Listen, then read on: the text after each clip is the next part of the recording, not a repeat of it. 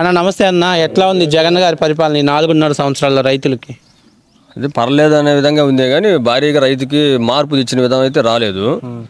ఇది గిట్టుబాటు ధరలు కానీ ఈ సబ్సిడీ కానీ ఏమి అందుబాటులోకి తేలాకపోయిండు.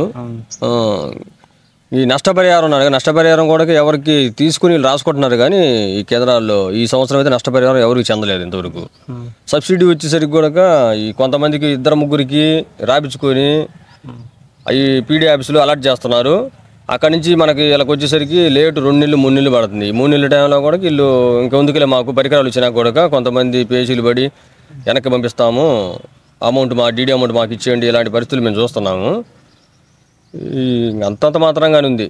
ఇది గతంలో తెలుగుదేశం పార్టీ టైంలో రైతులకి స్ప్రింక్లర్లు, పైపులు, అలాగే బోర్లు, డ్రిప్ ఇరిగేషన్ ఇవన్నీ గతంలో ఇవ్వడం జరిగింది. ఈ ప్రభుత్వం వచ్చాక ఆ స్థాయిలో ఏమైనా జరిగినాయా మీకు? సబ్సిడీ అనేది మొన్న 2 months అలర్ట్ చేశారు. ఆ 2 monthsలో కూడా అందరూ రీచ్ కాలేకపోయారు. పైపులు సబ్సిడీ ఇచ్చారా ఈ ప్రభుత్వం? మొన్న 2 నెలల్లోనే కొంచెం అందించారు. ఈ 4 సంవత్సరాల నుంచి ఆ 2 నెలల్లో కూడా అందరికి అందిలేకపోయారు. అవును, గతంలో ఎన్టీఆర్ జలసిరి పథకం కింద బోర్లు అలాగే సోలార్ ఇచ్చారు. ఈ ప్రభుత్వం వచ్చాక ఏమైనా వేసాయా? 1-2 మా విలేజ్లో అయితే అవి ఆ రైతులకి ఎవరికి అందుబాటులోకి రాలేకపోయినాయి.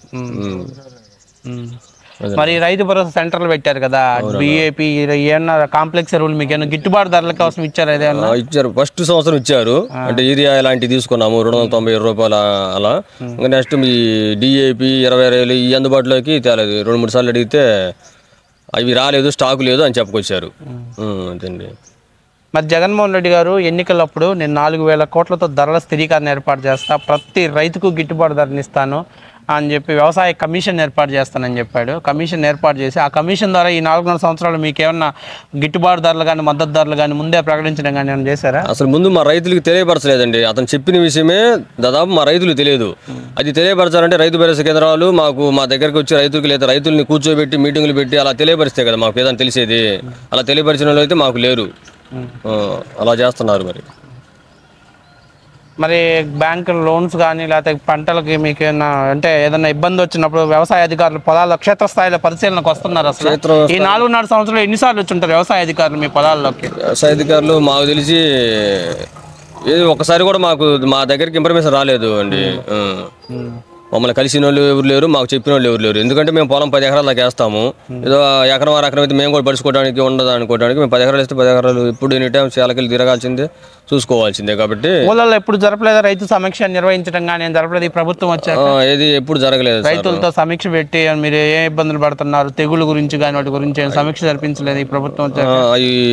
ఎలాంటి మాకు రైతులకు అసలు ఎవరికి తెలియదు. ఎందుకంటే ఆటోమేటిక్ ఈ బజార్ని అందరం ఉంటాం కాబట్టి మాకు తెలిసింది అంటే ఇతరులు తెలిసిందంటే మాకు కూడా తెలిసింది కదా సార్. అలాంటప్పుడు ప్రోగ్రామ్ అంటే అందరికి తెలుస్తుంది కదా, అంటే అధికారులు రాలేదు ఎప్పుడు కూడా? రాలేదు సార్ మాకు అడిగి. గతంలో తెలుగుదేశం పార్టీ టైంలో రైతు రథాలు అని చెప్పేసి ట్రాక్టర్లు ఇవ్వడం జరిగింది, యంత్ర పరికరాలు ఇవ్వడం జరిగింది. ఈ ప్రభుత్వం వచ్చాక అట్లాంటి ఏమన్నా ఇవ్వడం జరిగిందా మీకు? ఒకటి ఇచ్చారు కానీ అండి, అది కూడా 2 సంవత్సరాల నుంచి వాళ్ళు బ్యాంకుల చుట్టూ మరి ఎక్కడెక్కడ తిరిగారో 2 సంవత్సరాలు టైం పట్టింది అతను కూడా. అది కూడా లాస్ట్ టైంలో 2 lakhs 2.5 lakhs అంత ఇచ్చారు, కానీ ఇప్పుడు 1 lakh ఇచ్చారు అని చెప్పుకొచ్చాడు అతను కూడా. గిట్టుబాటు ధరలు ఉంటాయి అంటారు మామూలుగా మిరపకు కానీ వాణిజ్య పంటలు పత్తి పొగాకు వీటికి ఏమన్నా ధరలు పర్లేదు కండి. కూలీ రేట్లు ఎక్కువైనాయి, మళ్ళీ మందు రేట్లు కూడా ఎక్కువైనాయి. దానికి సరిపోయి కొంతమందికి నష్టాలే మిగులుతాయి ఈ సంవత్సరం అయితే మాత్రం. ఈ బొబ్బరి తెగులు వచ్చి రైతులు మిర్చి వాళ్ళకి అన్నిటికీ ఇబ్బంది అయింది. దాని గురించి నష్టపరిహారం కింద ఏదైనా అతనికి చేతనం అసలు పట్టించుకోవట్లా అండి. మరి విలేజెస్లో అధికారులు కానీ ఎలా మీకు ఏమైనా సహకరిస్తున్నారు? అధికారులు ఈ 2 సంవత్సరాల నుంచి అసలు పట్టించుకోవట్లేదు. అంతకుముందు కూడా ఈ క్షేత్రస్థాయిలో మీటింగ్లు ఇవ్వండి ముందు, కానీ మేము రిసీవ్ చేసుకోలేదని వాళ్ళు మా దగ్గరికి రాలేదో ఏం అర్థం కాలేదు. అలాంటప్పుడు వాళ్ళ దగ్గరికి మేము వెళ్ళాలంటే అసలు మాకు పలకరు కదండి.